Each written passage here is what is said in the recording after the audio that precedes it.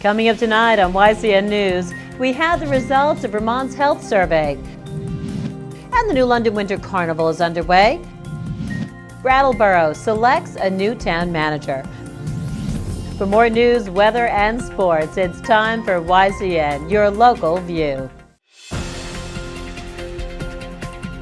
Now, your daily digest of the Dartmouth-Lake Sunapee region, southern Vermont, and Windsor County. News, sports, weather, and all that is happening in our area. The news on YCN, your local view. Good evening, it's Friday, January 23rd. I'm Laura James. Welcome to YCN News.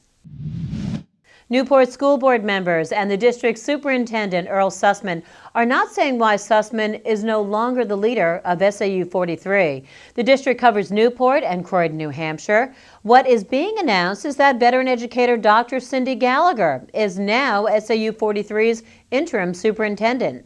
Nearly 25 people sitting in the audience last night waiting for the school board meeting to start learned from school board chairwoman Liz Hennig that Sussman was no longer the superintendent, reports the Eagle Times. Hennig, on behalf of the board, thanked Sussman for his service. Sussman began his work at SAU 43 superintendent on July 1st of 2012. His salary at the time of his replacement was $118,450. Meanwhile, work continues on the proposed 2015-16 school budget. As it now stands, property taxes in Newport could increase 3 cents per $1,000 property valuation, and up to 19 school district employees, including several teachers, will lose their jobs. The district's annual deliberative session is set for 6 p.m. Tuesday, February 3rd at Newport High School. Newport's school budget isn't the only top budget news tonight. The New Hampshire Department of Health and Human Services is balancing its spending plan. Governor Maggie Hassan today thanked the department for fine-tuning how it will allocate the money it has to meet services for residents. Hassan earlier said the state is taking in less money than projected. Now, business taxes and related tax revenues are down. To make up for that loss, there is a freeze on any new state employee hiring. For individuals and companies who need to catch up on back taxes, the governor is allowing a one-time amnesty program. People can pay overdue taxes with lower penalty and interest fees.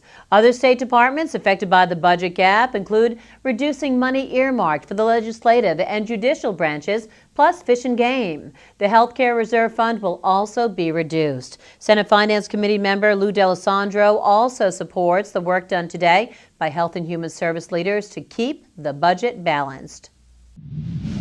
Turning to Vermont now, results from a national health survey show that drug and alcohol use by young Vermonters in 2 consecutive years declined. Binge drinking, marijuana use, and prescription drug misuse dropped between 2011 and 2012, and 2012 to 2013. That according to Governor Peter Shumlin. This is good news, says Shumlin, yet more work remains to be done. The results are from a survey funded by the U.S. Department of Health and Human Services under its Substance Abuse and Mental Health Administration. For these 2 consecutive years in Vermont, the binge drinking rate went down from 50% to 45% over a 1-month period. The number of people smoking pot decreased from 33% to 29%, also over 30 days. Residents ages 18 to 25 misused prescription drugs less, from 12% to 9% over the 1-month period. This translates to about 3,000 fewer high-risk drinkers, 3,000 fewer marijuana users, and 2,000 fewer people misusing painkillers in the 18 to 25 age group.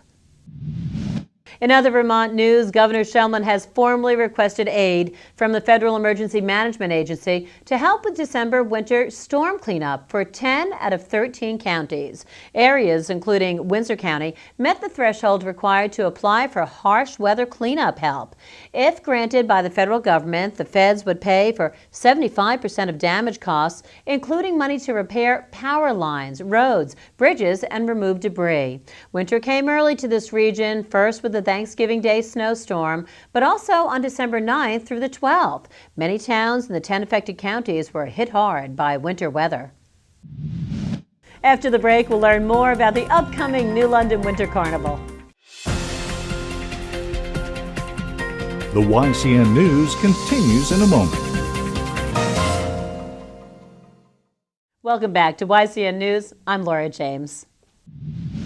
After much searching, the town of Brattleboro has a new town manager. Peter Elwell has left his job as town manager in Palm Beach, Florida, and is back in his home in the state of Vermont. If his last name rings a bell, it's because he's the son of former Brattleboro town manager Corwin Elwell, who served in that job from 1960 to 1989. That, according to the Brattleboro Reformer. Peter Elwell will roll up his sleeves and get to work, focusing on the lead up to the March 21st representative town meeting and fiscal year 2016 budget preparation. Elwell also will deal with issues around financing and citing a new public safety building combining the police and fire departments. Elwell tells the Reformer that anyone who wants to meet with him or bring him up to speed on the town's needs or priorities is welcome to stop by Town Hall. In a related story, finding the best place for a public skateboard park remains another ongoing Brattleboro issue for Elwell. A committee authorized by the town select board to find the best place for the park now says a 6,500 square foot area in the upper section of the Living Memorial Park near the Kiwanis Picnic Shelter may be just fine. The committee, known as the Brattleboro Area Skate Park, is coming, or the acronym is BASIC. It will report at a later date to the select board to see if this site will be approved. This week has been Winter Carnival Week in New London, New Hampshire, with many of the events taking place tonight and tomorrow. The event is sponsored by the New London Recreation Department and is geared toward offering the residents of the town and the region the opportunity to get outside and celebrate winter. That, according to Scott Blewett. He is the Town of New London Recreation Commissioner. And get out they will. Tomorrow, you don't want to miss outside events like a dog sled demo, a fry pan toss, musical chairs in the snow, and the featured event, ski joring. It takes place in the town green in the middle of town and features horses pulling skiers attached by a long rope over the flats and varied sized jumps. Some of the events that took place this week included broom hockey, dress a snowman, and yes, the first annual Undie Run. The New London Winter Carnival began originally with a Jack Frost progressive dinner, a tour of local restaurants set up on the town green, and it's taking place this evening. Now, while you'll likely miss attending that dinner tonight, just head to the town green in New London tomorrow for events taking place throughout the day, all culminating with a huge fireworks display at 6 p.m. coming up tomorrow night. Another twist now in Deflategate, the controversy surrounding the use of the alleged deflated footballs by the Patriots. Well, ESPN is now reporting that Indianapolis Colts linebacker Dequel Jackson says he didn't notice anything wrong with the football he intercepted during Sunday night's AFC Championship game. In fact, Jackson says he only wanted the ball as a souvenir and gave it to the Colts equipment manager, but hasn't seen it since. New England Patriots head coach Bill Belichick and quarterback Tom Brady denied accusations that the team used underinflated balls in the game. Super Bowl 49 is set for Sunday, February 1st at University of Phoenix Stadium in Glendale, Arizona, as the New England Patriots play the Seahawks at 6:30 p.m.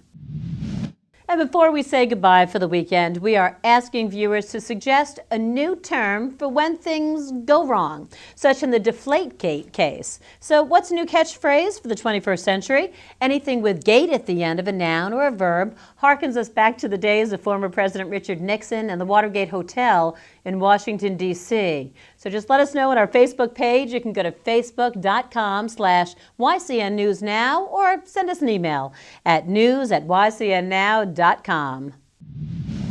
Oh, and one last thing for all of our Vermont viewers. Should the Beagle become the official dog of the Green Mountain State? The Chinook is the state dog of New Hampshire. Vermont legislator representing Essex and Orleans counties to the state's north is proposing the Beagle become the state's official canine. Democrat John Rogers is a Beagle owner, of course, and the Senate Natural Resources and Energy Committee will consider the bill, reports the Burlington Free Press. From there, the bill, if it makes it through its first review, will move for more discussion to the Government Operations Committee. When YCN News returns, we'll join Kearsarge Chronicles' Lynn Solomon. She had the chance to sit down with Jay Gamble. He's general manager of Mount Sunapee Resort. The YCN News continues in a moment. Welcome back to YCN News. Let's now join Matt and see what's coming up weather-wise for the weekend, and we'll look at sports as well. Thanks, Laura. Be prepared for some possible snow on Saturday. Tonight will start off partly cloudy with a low around 15. Then Saturday there is a 40% chance of snow for our region. Highs should reach near 32. Saturday night will have a 30% chance of snow before 10 p.m. Then it will turn mostly cloudy with a low around 23. Sunday should be mostly sunny with a high near 26. Sunday night will be mostly cloudy with a low around 6. Now let's see this week's Snow Country Snapshot with Hallie O'Brien. Snow Country Snapshot is brought to you by Bubba's Bar and Grill in Newbury, New Hampshire. This week, the Snow Country Snapshot is hanging out here at Wisp in Maryland. Yes, you heard me correctly. I said Maryland. They've got that lake effect snow, which means 150 inches annually. We are at the Sundown Yurt Village, new to Wisp this year. Right behind us is our new learning center. We have brand new equipment with the beginner in mind. They can get their gear, come right out the door, and we'll get them going on our brand new teaching terrain. Ski areas built their base so big with snowmaking they can bounce back from relatively any weather. Mount Sunapee has some of the best groomers around. And the terrain park is in tip-top shape for the Throwdown Showdown, a slope-style event with big prizes on the line. Whaleback's Rock the Hill is back Saturday with snowmobile drag racing up the hill under the lights. Are you wearing a tuxedo under this? I'm wearing, it's called a powder tail. A powder tail. Search high and low for this. Really? Yeah. It's funny because I only had to search low and I found it right away. It's a bird. It's a plane. It's a powder tail. Bromley Mountain is hosting the 10th annual Wounded Military Heroes Weekend Saturday and Sunday. It's dedicated to our service veterans wounded in action and provides them the opportunity and the tools to experience skiing and snowboarding. Stratton Mountain has a beautiful 2-acre ice castle and it's lit up in a multitude of colors. You've got to check it out. Well, we've had a great day here at Wisp. Thanks for watching the Snow Country Snapshot and head over to snowcountry.com for more weather and conditions. I'm Hallie O'Brien and I will see you next week. And now it's time to see what's on our YCN community calendar. On Sunday, the Hopkins Center in Hanover will host a classical performance by Chamberworks starting at 1 p.m. You can find more events online on our calendar at ycnnow.com/calendar. Tonight on YCN Sports, there are some upcoming basketball games to inform you of. There will be 2 girls basketball games tomorrow involving our local teams. Bellows Falls versus Fall Mountain is the first one. Fall Mountain is the home team. Then there will be a John Stark versus Hanover game. Hanover is host of the game. In boys basketball, Bellows Falls will host Fall Mountain for an anticipated game.